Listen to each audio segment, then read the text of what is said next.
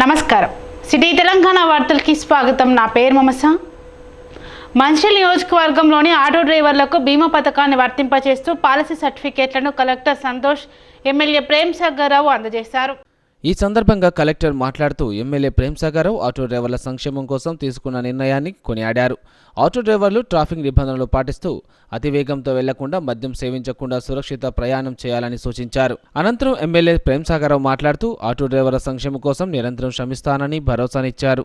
1650 దరఖాస్తులు రాగా అందులో 300 కరెక్టుగా ఉండగా 350 దరఖాస్తులు తప్పుగా వచ్చాయని, మరో 350 మంది దరఖాస్తులు రాగా అందులో వారికి ఇప్పటికే ఇన్సూరెన్స్ ఉండగా వాటికి కాలపరిమితి తీరగానే వారికి బీమా పథకం వర్తింపజేస్తామని తెలిపారు.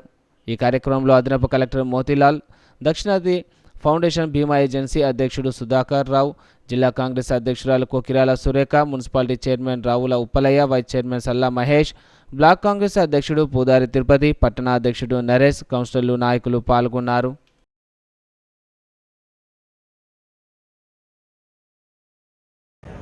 అనుకున్న దానికన్నా బాగా తొందరగా చేయాల్సి వచ్చింది. ఎందుకంటే ఈ మాకు ఎన్నికలకు కూడా ఎప్పుడు మీద పడతానే ఒక భయంతో ప్రతి కార్యక్రమాన్ని అనుకున్న దానికన్నా వారం 10 రోజుల ముందు తీసుకొని చేయాల్సి వస్తుంది. దాంతో ఇప్పటివరకు మన దగ్గరకు వచ్చినాయి పేపర్లు తెచ్చిచ్చినాయి 1650 ఆటోలు.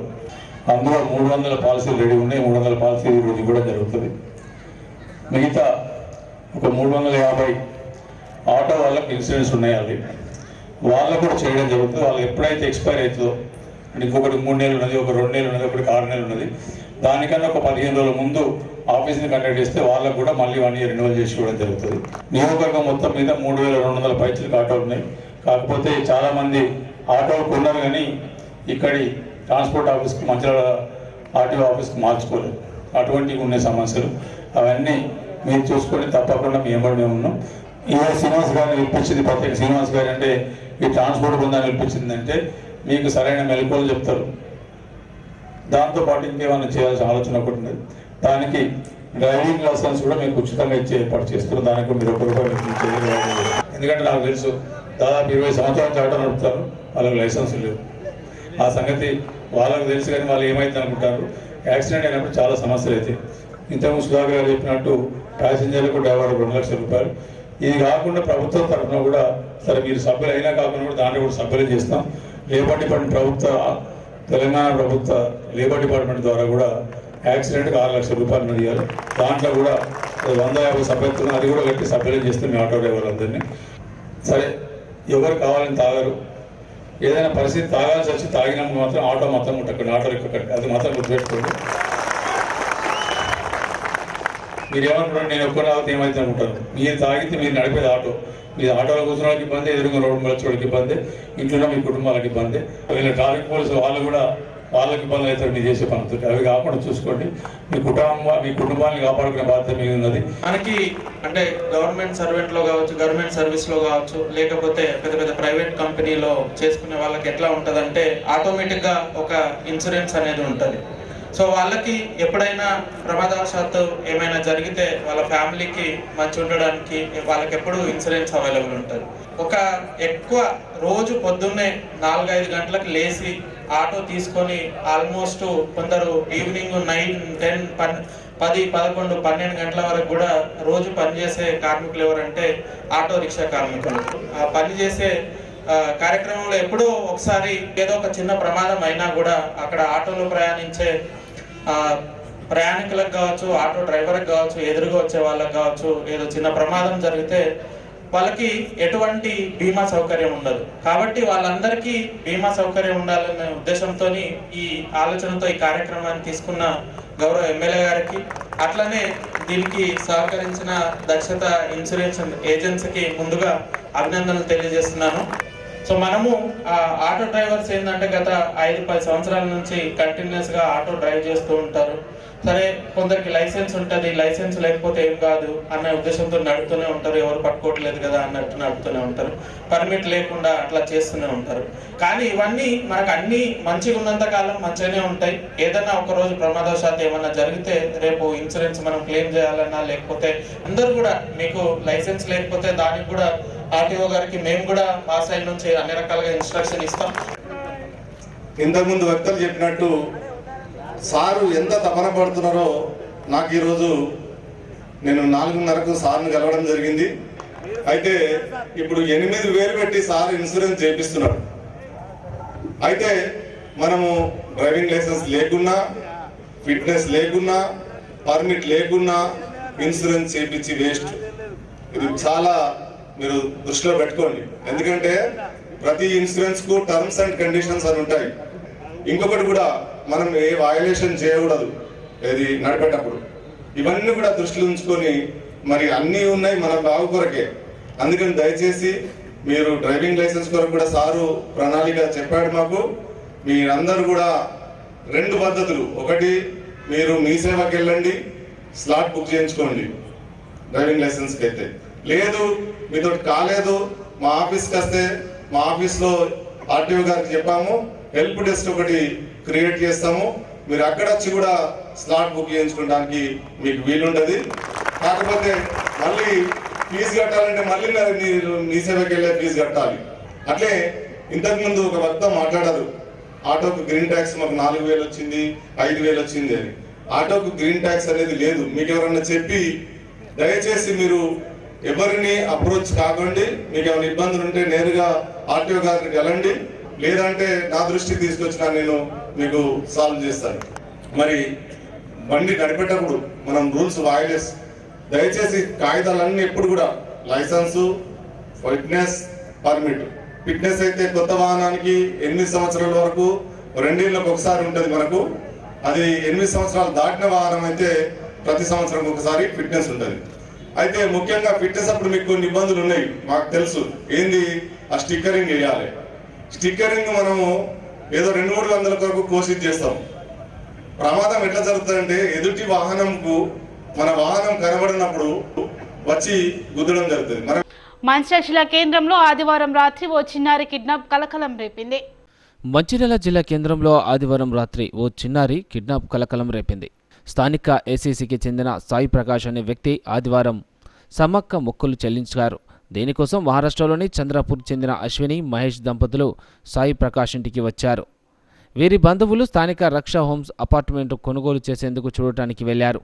ఈ క్రమంలో వీరి కూతురు 6 సంవత్సరాల అతిథి కింద ఆడుకుంటుంది. ఒంటరిగా ఉన్న చిన్నారిని కాశీపేటకు చెందిన సుమిత్ర అనే మహిళ మాయమాటలు చెప్పి తనతో కొంత దూరం తీసుకెళ్లింది. తమ కూతురు కనిపించకపోవడంతో ఆందోళన చెందిన తల్లిదండ్రులు అప్రమత్తమై గాలించడంతో సదరు మహిళ తమ కూతురును అపహరించి వెళ్తుండగా పట్టుకున్నారు. ఆ మహిళను మంచిర్యాల పోలీసులకు అప్పజెప్పి ఫిర్యాదు చేయడంతో కేసు నమోదు చేసి విచారణ చేపట్టినట్లు సీఐ రవీందర్ తెలిపారు. కాగా మంచిర్యాల జిల్లా పట్టణ పోలీస్ స్టేషన్ పరిధిలోని శ్రీనివాస కాలనీలో రక్ష హోమ్ అపార్ట్మెంట్ ఎదురుగా గుర్తు తెలియని మహిళ 6 ఏళ్ల పాపను కిడ్నాప్ చేసి తరలిస్తున్న క్రమంలో స్థానికంగా ఉన్న ఒక వ్యక్తి గమనించి స్థానిక వ్యక్తులతో కలిసి మహిళను పట్టుకొని పాపను రక్షించడం జరిగింది. పాపను రక్షించడంలో చాకచక్యం వహించి పోలీసులకు సమాచారం ఇచ్చి కిడ్నాపర్ను అరెస్టు చేయించడమే కాకుండా చిన్నారిని కాపాడిన వ్యక్తి టీఆర్ఎస్ కార్యకర్త విల్సన్ అని తెలియడంతో సోమవారం మాజీ ఎమ్మెల్యే నడిపెల్లి దివాకర్రావు సన్మానించారు. మాజీ ఎమ్మెల్యే మాట్లాడుతూ పిల్లలను కిడ్నాప్ చేసే మహిళలను గుర్తించి పాపను రక్షించడంలో ధైర్య సాహసాలు చూసిన టీఆర్ఎస్ కార్యకర్త అని తెలిపారు. అతనిని అభినందించామని తెలిపారు. మరి ఆ ప్రాంతంలో ఒక అమ్మాయిని, దాదాపు 5-6 సంవత్సరాల అమ్మాయిని పట్టుకుపోతుంటే అక్కడ ఉండడం జరిగింది. దాని తర్వాత అమ్మాయి పేరెంట్స్ మా అమ్మాయిని వాళ్ళు పట్టుకుపోతున్నారంటే మనోడు ఫాలోఅప్ చేసి అమ్మాయిని పట్టుకొని పేరెంట్స్కి అప్పచెప్పి పోలీస్కి ఇన్ఫర్మేషన్ ఇవ్వడం జరిగింది.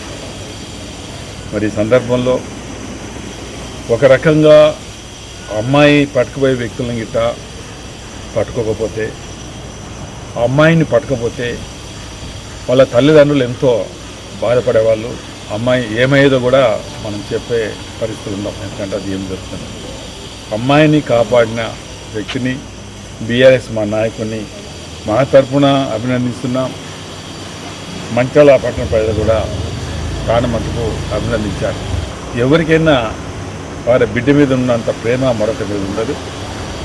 కన్న కడుపుకు బాధపడకుండా కన్న కడుపు కన్న తల్లిదండ్రులు మరి సంతోషాన్ని వెలిపించిన సందర్భంలో, ఇలాంటి సందర్భంలో యువత కానీ వివిధ సేవా సంస్థలు కానీ వ్యక్తిగతంగా కానీ పనిచేసినప్పుడు వారిని అభినందించవలసిన బాధ్యత మా అందరిపై ఉంటుంది.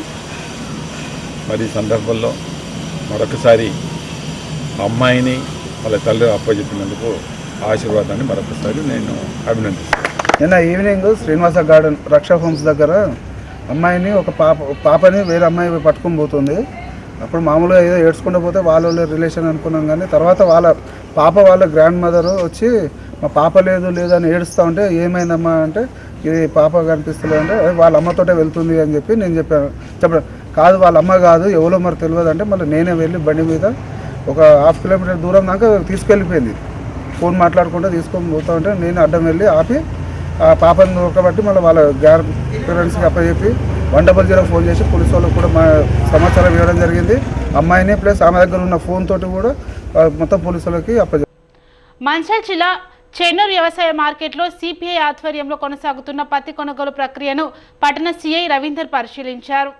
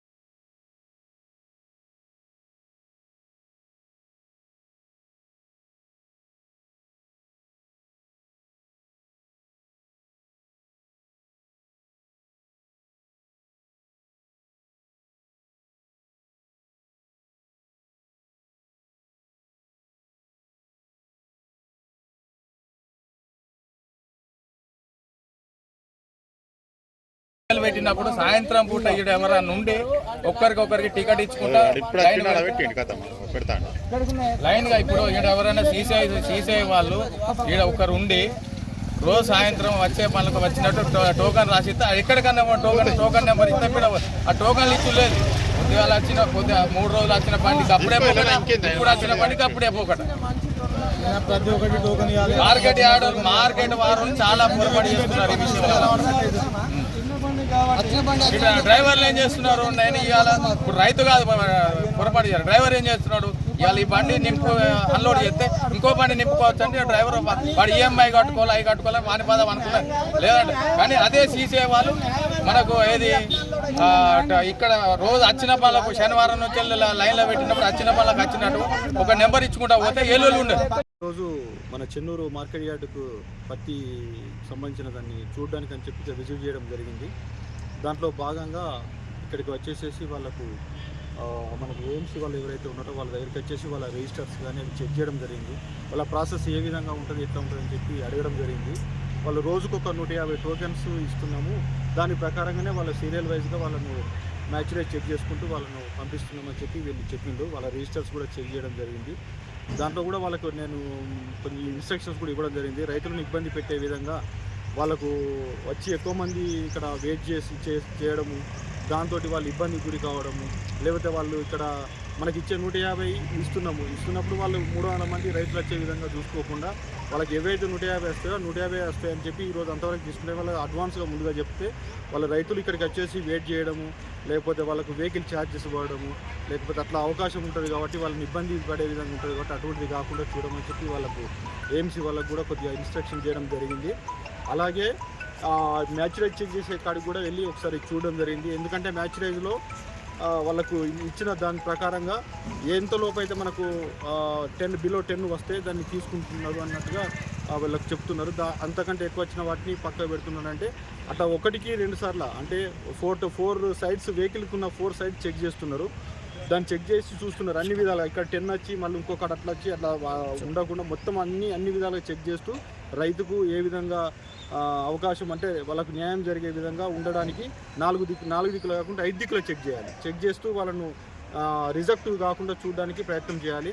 దాన్ని ఈ యొక్క మ్యాచ్రైజ్ చేసే దాని క్రమంలో దాంట్లో ఏమన్నా కావలసి అంటే ఒక రైతుకు ఇబ్బంది కలిగే విధంగా కావలసి దాన్ని మ్యాచ్రైజ్ ఉందని చెప్పి ఆ వెహికల్ని పక్కకు పెట్టి దాన్ని చేయడం వల్ల ఇందులో కొంతమంది మధ్య దళారులు కొంచెం ఎంటర్ అవుతున్నట్టుగా మా నోటీస్కి వచ్చింది. అలాంటిది ఏంటంటే ఇక్కడ మ్యాచురైజ్ ఉన్నట్టుగా చూపించడం, దాన్ని వెహికల్ని పక్కకు పెట్టించడం, మళ్ళీ ఇదే వెహికల్ని తీసుకెళ్ళేసేసి మళ్ళీ వేరే దళారీ మధ్యలో ఉండే దళారులు దాన్ని కొనుగోలు చేయడం, మళ్ళీ దాన్ని తీసుకొచ్చేసి మళ్ళీ ఇక్కడ సేమ్ ధరకు అమ్ముకొని ఆ యొక్క డబ్బులను ఏదో చేస్తున్నట్టుగా కొంచెం జరుగుతున్నట్టుగా మా నోటీస్కి వచ్చింది. అటువంటి దళారులు కనుక ఎవరైనా ఇటువంటి పని చేస్తున్నట్టుగా మళ్ళీ ఎక్కడన్నా చేస్తున్నట్టుగా రైతులు కానీ ఎవరైనా కంప్లైంట్ ఇస్తే ఖచ్చితంగా వాళ్ళపైన క్రిమినల్ యాక్షన్ తీసుకోవడం, చట్టపరమైన చర్యలు తీసుకోవడం జరుగుతుంది. కాబట్టి దళారులకు హెచ్చరిస్తున్నాము, జాగ్రత్త. రైతులకు ఎలాంటి ఇబ్బంది కలిగించినా, ఎలాంటి ప్రాబ్లం వచ్చి వాళ్ళని ఇబ్బంది చేయడము, వాళ్ళని మోసం చేసే కార్యక్రమాలు ఏమైనా చేస్తే మాత్రము తస్మాత్ జాగ్రత్త. దళారుల పట్ల కఠినంగా వ్యవహరించవలసి ఉంటుంది. రైతులు కూడా దయచేసి మీకు ఏమైనా ఇటువంటి నోటీస్ వస్తే ఖచ్చితంగా మన చెన్నూరు పోలీసు మీకు ఎప్పుడు అండగా ఉంటుంది.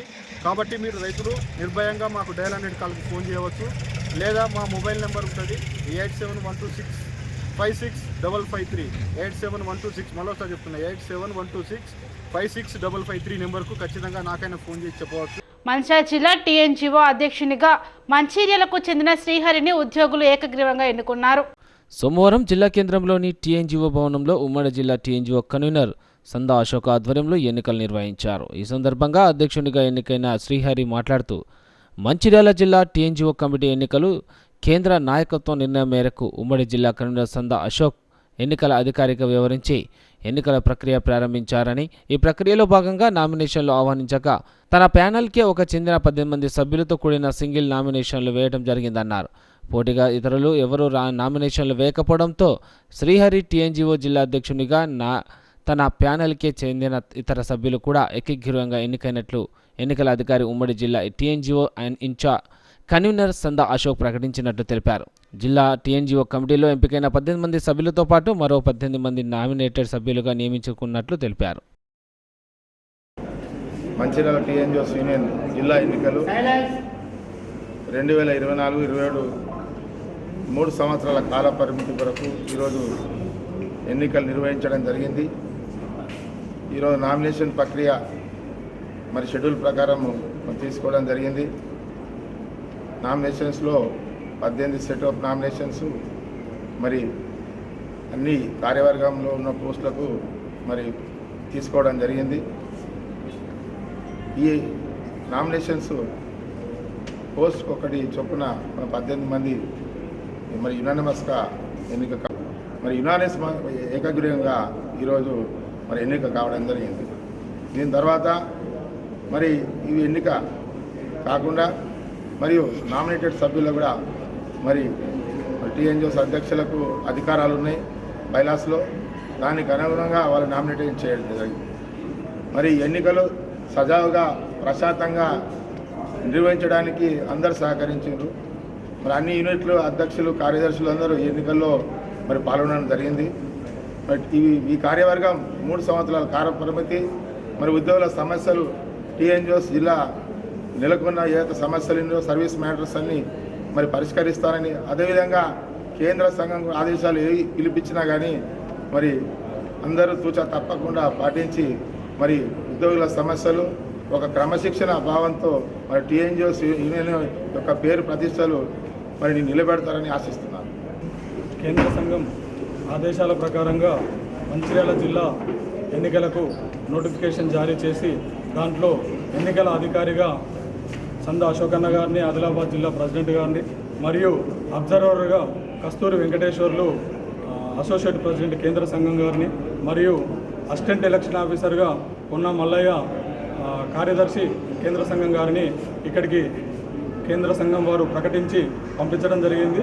దాంట్లో భాగంగా అన్నవాళ్ళు వచ్చి ఈరోజు మార్నింగ్ 10 o'clockకి ఓటర్ లిస్టు పెట్టి నామినేషన్ ప్రక్రియను క్లియర్గా తీసుకోవడం జరిగింది. దీంట్లో నా ప్యానెల్ తరఫున ప్రతి పోస్టుకు ఒక్కరే నామినేషన్ వేయడం జరిగింది. కాబట్టి ఆ 18 మంది నామినేషన్లు సింగిల్ సెట్ వచ్చింది కాబట్టి అందరినీ కూడా ఏకగ్రీవంగా ఎన్నికలైనట్టుగా అన్నగారు ఇప్పుడే ప్రకటించడం జరిగింది. ఎలాంటి ఇబ్బంది లేకుండా ఈ యొక్క ఎన్నికలను ఏకగ్రీవం చేసినందుకు ఈ యొక్క జిల్లాలోని ప్రతి ఉద్యోగికి నా మంచిర్యాల జిల్లా టీఎన్జీఓస్ తరఫున ధన్యవాదాలు మరియు నమస్కారాలు తెలియజేస్తున్నాను. అదేవిధంగా ఈ యొక్క ఎలక్షన్లను సజావుగా నిర్వహించినందుకు ముందుగా ఎన్నికల ఏ సమస్యలున్నా జిల్లా ఉద్యోగులకు ఏ సమస్యలున్నా మా దృష్టికి తీసుకొస్తే సాధ్యమైనంత వరకు తప్పకుండా వారి యొక్క సమస్యలన్నింటినీ పరిష్కారం చేయడం కోసం కృషి చేస్తానని జిల్లా తరఫున మాటిస్తున్నాను.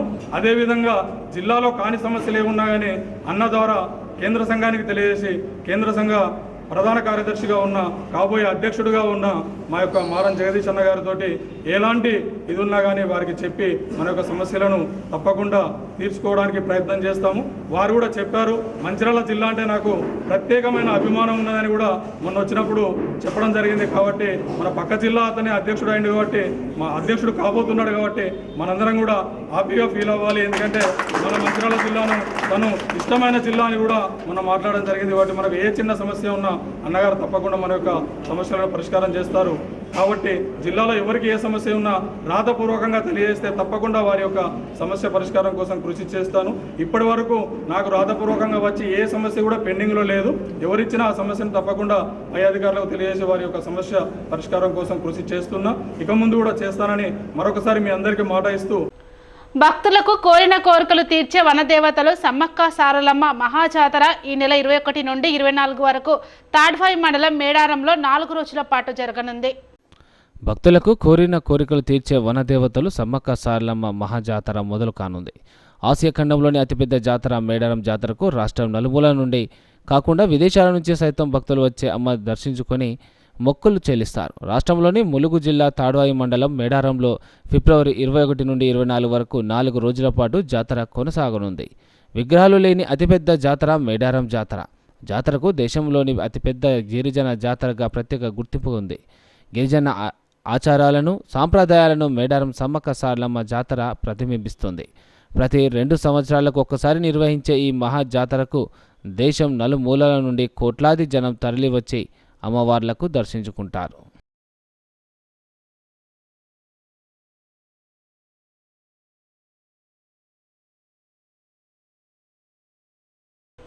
తెలుగువారి గుండెల్లో నిలిచిపోయిన మిత్రుడు వెంకయ్య నాయుడు ఆత్మీయ అభినందన సభ కార్యక్రమం రంగారెడ్డి జిల్లా షేర్లింగంపల్లి నియోజకవర్గంలోని గచ్చిబౌలి ఫంక్షన్ హాల్లో నిర్వహించారు. ముఖ్య అతిథులుగా ఆయన చిరకాల స్నేహితులు, తోటి ఉద్యోగస్తులు సభలో పాల్గొన్నారు. ఉపరాష్ట్రపతి వెంకయ్య నాయుడు మాట్లాడుతూ మానవులలో విలక్షణ సేవ పర్వతం, మహోన్నత వ్యక్తిత్వం, మానవీయత ఉండాలని ఆయన కోరారు. సభలో ఆయన జీవన సారాంశాన్ని స్పష్టంగా వివరించారు.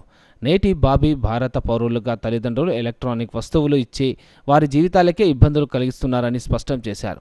ఇలాంటి విషయాలలో తల్లిదండ్రులు శ్రద్ధ వహించి విద్యార్థి దశ నుండి తమ పిల్లలు ఉన్నత స్థాయికి చేరే వరకు బాధ్యత తీసుకోవాలని మాజీ రాష్ట్రపతి వెంకయ్య నాయుడు స్పష్టం చేశారు. కూడా తెలియజేస్తున్నాను. ఎందుకంటే నాకున్న పెద్ద సంపద స్నేహ సంపద. బిగ్గెస్ట్ వెల్త్ ఆఫ్ మైండ్ ఇది మై ఫ్రెండ్స్. ఇప్పుడే కాదు, నేను హై స్కూల్లో, కాలేజీలో, యూనివర్సిటీలో విద్యార్థి నాయకుడిగా, యువజన నాయకుడిగా, ఉద్యమాల్లో లేదా పార్టీలో, రాష్ట్ర స్థాయిలో, కేంద్ర స్థాయిలో, అలాగే ప్రభుత్వంలో వచ్చిన దాకా వివిధ స్థాయిల్లో నాకు అందరూ అందించిన సహకారం వల్లే నేను ఇక్కడికి చేరుకోగలిగాను. నన్ను నమ్మిన సిద్ధాంతం, నాకు నచ్చిన పార్టీ, అది ఇచ్చిన సహకారం, అది చాలా గొప్ప విషయం. దాంతోపాటు అంచెలంచెలుగా పైకి రావడానికి మీ అందరి సహకారం ఉండబట్టే ఈ స్థాయికి చేరుకున్నాను. నేను మిత్రులు ఈ సందర్భంగా అందరికీ చెప్పదలుచుకున్నది ఏంటంటే, ఈ పద్మ విభూషణం అనేతుందో ఈ సత్కారం భారత ప్రభుత్వం నాకు ఇవ్వదలుపుందని 4 రోజుల ముందు ప్రధానమంత్రి గారి కార్యదర్శి నాకు చెప్పారు. చెప్తే నేను చూడండి, ఇప్పటివరకు నేను ఎక్కడ ఎలాంటి అవార్డులు తీసుకోలేదు. అనేక విశ్వవిద్యాలయాలు డాక్టరేట్ ఇస్తానప్పుడు వద్దన్నాను. ఇప్పుడు ఈ సమయంలో తీసుకోవడం ఏం బాగుంటుందో, ప్రోటోకాల్ ఇవన్నీ కూడా ఆలోచించండి అని అంటే లేదు, మేము చెక్ చేసాం, ప్రైమ్ మినిస్టర్ గారు చూశారు. గతంలో ప్రణబ్ ముఖర్జీ గారికి కూడా అలాగే సత్కారం జరిగింది. అందులో ప్రోటోకాల్కి ఏమి ఇబ్బంది లేదు, మీరు తప్పనిసరిగా తీసుకోవాలి ప్రధానమంత్రి గారు భావిస్తున్నారని చెప్తే సరే వినమ్రంగా నేను దాన్ని స్వీకరించడం, అంగీకరించడం జరిగింది. బహుశా మార్చిలో రాష్ట్రపతి గారి యొక్క సమయాన్ని అనుసరించి ఈ పద్మ అవార్డుల యొక్క పురస్కారం అప్పుడు ఉంటుంది. సమాజంలో విభిన్న వృత్తుల్లో ఉన్నట్టు వ్యక్తుల్లో ఉన్నట్టు కొంత ప్రత్యేకతను గుర్తించి ఆ గుర్తింపుకు ప్రభుత్వ స్థాయిలో గుర్తింపు తేవడానికి దేశం మొత్తం మీద ఈ పద్మ అవార్డ్స్ అనే దాన్ని ప్రవేశపెట్టారు. ఈ ప్రధానమంత్రి గారు వచ్చిన తర్వాత నాకు బాగా సంతోషం కలిగే విషయం ఏంటంటే రాజకీయాలతో నిమిత్తం లేకుండా అసమాన విశేష ప్రతిభా విశేషాలు కలిగి వాటికి గుర్తింపు లేకుండా ఉన్నవాళ్ళు ఎవరుతున్నారో అలాంటి వాళ్ళకు గుర్తింపు వచ్చే విధంగా ప్రధానమంత్రి గారు ఆ పద్మ అవార్డు అనే దాన్ని ప్రారంభించారు. రికగ్నైజింగ్ ది అన్రికగ్నైజ్డ్ అని చెప్పి మనం ఇది చూస్తే పద్మ అవార్డులు అంతకుముందు మనం ఎప్పుడు పేరు వినని వాళ్ళు, అంత బయట తెరవని వాళ్ళు, వాళ్ళ ప్రతిభ కారణంగా గుర్తించి వాళ్ళకి పురస్కారం ఎవడవుతుందో ఒక మంచి కార్యక్రమానికి గాంధీ ప్రస్తావన శ్రీ నరేంద్ర మోడీ గారు చేపట్టారు. అది చాలా సంతోషం. దాంతోపాటు ఆయన మొన్న భారతదేశంలో వివిధ రంగాల్లో ప్రముఖులై నిస్వార్థ భావంతో, నిజాయితీతో, అంకిత భావంతో అత్యున్నతమైన సేవలు అందించిన మహనీయులకు 5 మందికి భారతరత్న అవార్డు ఇచ్చారు. నిజంగా భారతదేశానికి రత్నాలు లాంటి వాడు. అలాంటి మహనీయులను గుర్తించి అటు కర్పూరి ఠాకూర్ గారు గతంలో బీహార్ ముఖ్యమంత్రిగా పనిచేసిన ఆసిఫాబాద్ జిల్లా కేంద్రంలో సోమవారం పద్మశాలి సేవా సంఘం ఆధ్వర్యంలో మార్కండేయ జయంతిని వైభవంగా నిర్వహించారు. ఆసిఫాబాద్ జిల్లా కేంద్రంలో సోమవారం మధ్యాహ్నం 12 గంటలకు మార్కండేయ జయంతిని వైభవంగా నిర్వహించారు. ఆసిఫాబాద్ జిల్లా కేంద్రంలో పద్మశాలి సేవా సంఘం ఆధ్వర్యంలో పెద్దవాగు నది తీరాన గల మార్కండేయ ఆలయంలో గణపతి పూజ, ధ్వజారోహణ, హోమం, పూర్ణావతి తదితర ప్రత్యేక పూజా కార్యక్రమాలు నిర్వహించారు. అనంతరం ఆలయం నుంచి పొట్టి శ్రీరాములు చౌక్, గాంధీ చౌక్, వివేకానంద చౌక్, అంబేద్కర్ చౌక్ల మీదుగా మార్కండేయ చిత్రపటంతో నిర్వహించిన శోభయాత్రలో మహిళలు కోలాటం ఆకట్టుకున్నాయి.